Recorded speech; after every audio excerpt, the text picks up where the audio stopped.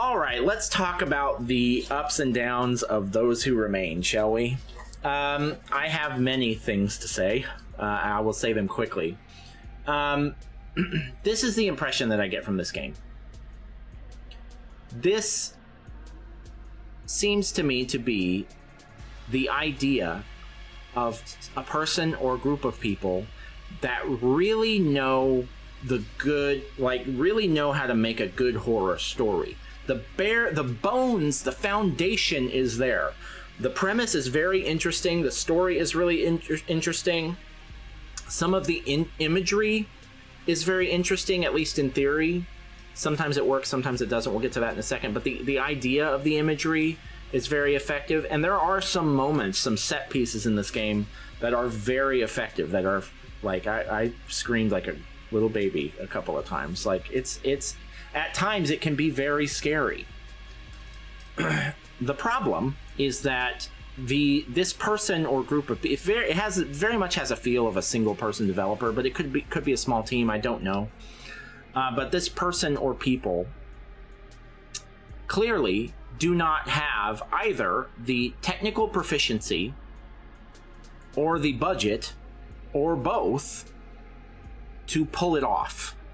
So it has the idea is there, like the big picture is there. It's a very cool story. Like if I was just to recant the story to you of what this is about, you would think, oh, that'd be a really cool horror game or horror movie idea. And again, some of the set pieces are very good, but there are a number of technical problems and shortcomings when it comes to the programming that make this game fall short over and over again. The first, most obvious and clearest issue is that it is bug-filled. This game is full of game-breaking bugs that you have to reload and hope that you hit a checkpoint recently. I did that 6-7 times, and it is not a long game. About once every 45 minutes.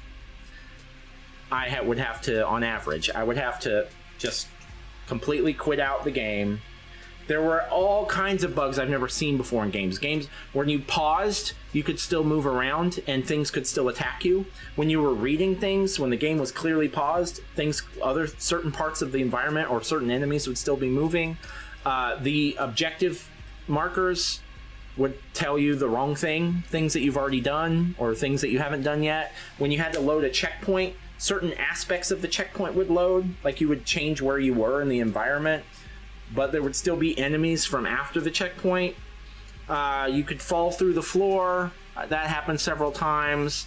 You could get. There was one time I got knocked down by an enemy and killed, and then I fell through a wall and got stuck, and it wouldn't reload. It was all kinds of stuff like that, and like real bad, like totally immersion breaking, horribly distracting. So the bugs were one problem, and they were a large problem, but they're not just little issues where somebody typed in the wrong code. There are also just inherent problems with this game where it's like they just came at it from the entirely wrong direction. It very much feels like somebody who maybe knows horror very well. Maybe they've even written a horror novel or they've directed a film before, but they know horror. They've got horror. They've got that down, but they don't know how to make a video game. Or at least, I don't want to say that because I don't know how to make a video game, but like it seems to me like if my friend were to come to me and say, hey, I love horror, I love horror because we're friends or whatever, and I've been working on this video game and I've been coding it, and they brought this to me, I would be blown away, right? That it's for one, if one person did put it together, or even a small team, it's impressive for a first outing. But if this is this developer's fourth game, not good. This is if this is their first game, I'd say it's an impressive first game. But it has so many rookie mistakes in it when it comes to just game creation. The checkpoint system is all fucked up. Just the UI is a complete mess. The way that the enemy AI works is all over the place. There are just these other inherent problems, like when you go through a game like Resident Evil or Silent Hill, you go through and you open every cabinet and every drawer, right? But that's because you're looking for health and ammo and key items and notes and stuff, but you're looking for like bandages and handgun ammo and stuff, right? This game doesn't have any of that. It doesn't have health or ammo or resource management, but there's still drawers and cabinets everywhere, and 89 out of 90 of them will have nothing in them, and that one will have a key item in it that you cannot progress without. So you've got to go through every drawer in every room, and it takes forever to get done. And it is boring, and it brings the pacing down, and it's not scary, and there's all those problems with that. So there's like a lot of just baked in issues. But it clearly had its head in the right place. You know, it clearly, like, they had a good idea, and it really works at times. It really does work. Some of the puzzles were very interesting and engaging. Some of the chase sequences are terrifying and worked very well. So there's a lot to really like. And and I don't know, because I never look anything up until after I've said my piece about the game, right? I don't want to be tainted by other reviews or any other outside knowledge other than just what is in the game. And based on what I'm seeing in the game, if this is this developer or development team's first game, bravo. You did it. Now you know what you need to fix, right? Because if my theory is correct, they know about all the problems that I'm talking about right now. They know now, right? Seeing the finished picture, it's very easy to see those things.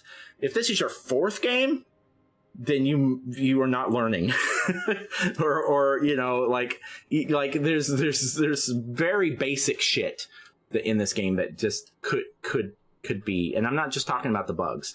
I'm talking about just the way that the game is built. But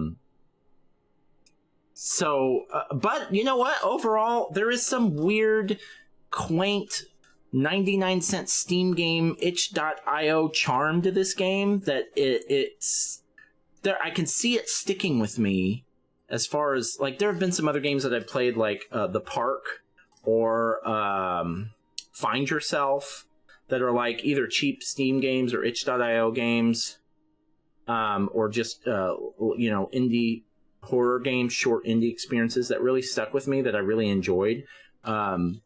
They're not perfect, but they've got something special. This game feels like that. There's something special here. And if you can forget, what will happen is that a year from now, I will have forgotten about a lot of the technical issues and a lot of the problems with the design of the game, and I will remember the parts that scared me the most and the parts of the story that stuck with me the most. And so this game will probably grow fonder in my heart as time goes on. Overall, I'd say if you're a fan of horror, and it's pretty long for one of those indie type experiences. It's about a 6 hour. It took me about 7 hours, I think. It's worth the time. It's worth playing. It's just you gotta overlook a lot of crap. You really do. You really do have to overlook a lot of crap. But I did enjoy it. I'm glad I played it. It wasn't what I expected at all. I was expecting more of like a walking sim. This is more of like a puzzle horror game, I guess, is the best way to describe it. But I did enjoy it. I enjoyed it quite a bit. All right. The last order of business here. Those who remain. Thank you to the developers developers that spent time on this game. Overall, I applaud the overall product. But we are now going to delete you from our console and never play you again. Bye. Appreciate ya. Thank you.